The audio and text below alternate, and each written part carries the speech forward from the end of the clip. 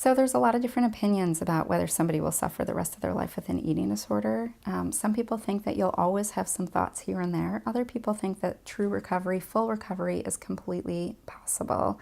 There are statistics that show that about 50 or 60% do recover fully from their eating disorder, while another, probably about 30%, 20 to 30% maybe struggle on and off, and then another 20% perhaps are chronic.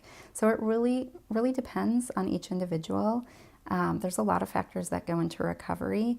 I think motivation is key. If somebody really wants to get over their eating disorder, they can. It just takes a lot of willpower. It takes a lot of support and guidance from a team. Family involvement is really important when you're treating an eating disorder. I think it's important for parents to know that they're not to blame, that there's a lot of different contributors to somebody that might be struggling with an eating disorder. That goes back to genetics and personality and other things that might have happened in their life.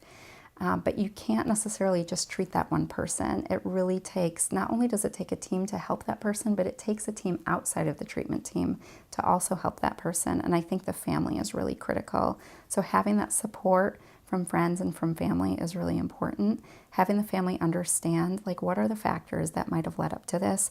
What are the signs and symptoms? What are things that we can watch out for in terms of red flags? How are ways that we can support this person? All those things are really, really crucial. I always think about this, when people are facing getting over their eating disorder, it's like facing a huge fear.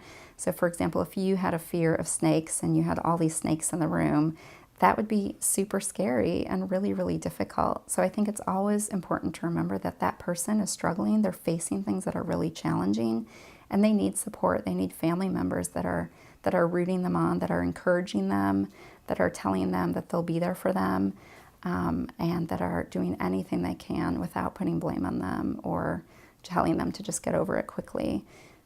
It takes time. Eating disorders take a long time. Some statistics say that it takes between 2 and 10 years. So I wouldn't expect this to be a quick fix, but just know that as long as you're providing love and support, I think that's really important.